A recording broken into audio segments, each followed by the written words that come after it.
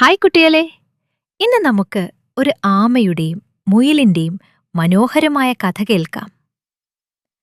ഒരിടത്ത് ഒരു മനോഹരമായ കാട്ടിൽ വളരെ വേഗത്തിൽ ഓടുന്ന ഒരു മുയൽ ജീവിച്ചിരുന്നു. അവന് വളരെ വളരെ വേഗത്തിൽ ഓടാൻ കഴിയുമായിരുന്നു.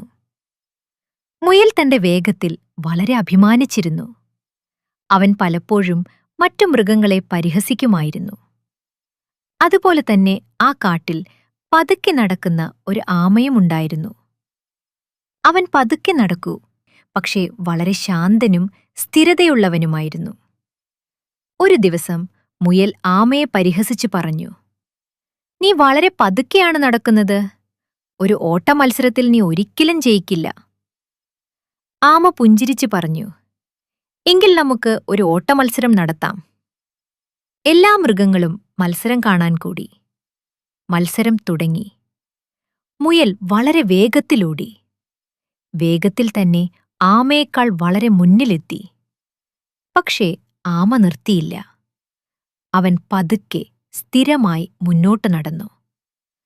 കുറച്ചു സമയത്തിനു ശേഷം മുയൽ പിന്നോട്ടു നോക്കി പറഞ്ഞു, "ആമ വളരെ പിന്നിലാണ്. ഞാൻ അല്പം വിശ്രമിക്കട്ടെ." അവനൊരു മരത്തിൻ കീഴിൽ കിടന്നു. ഉടൻ ഉറങ്ങിപ്പോയി.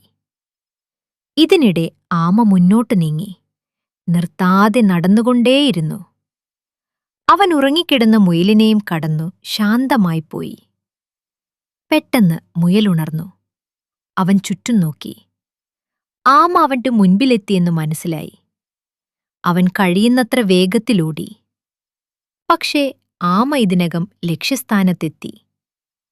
എല്ലാ മൃഗങ്ങളും സന്തോഷത്തോടെ കൈയടിച്ചു. മുയലിന് വിഷമമായി. പക്ഷെ അവൻ ഒരു പ്രധാന പാഠം പഠിച്ചു. മന്ദഗതിയിലും സ്ഥിരതയിലും വിജയം നേടാം. അതുകൊണ്ട് കുട്ടികളെ, നിങ്ങളുടെ കഴിവുകളിൽ ഒരിക്കലും അഹങ്കരിക്കരുത്. എപ്പോഴും ക്ഷമയോടെ ശ്രമിച്ചുകൊണ്ടിരിക്കുക. വിജയം നിങ്ങളുടെ ഒപ്പമായിരിക്കും.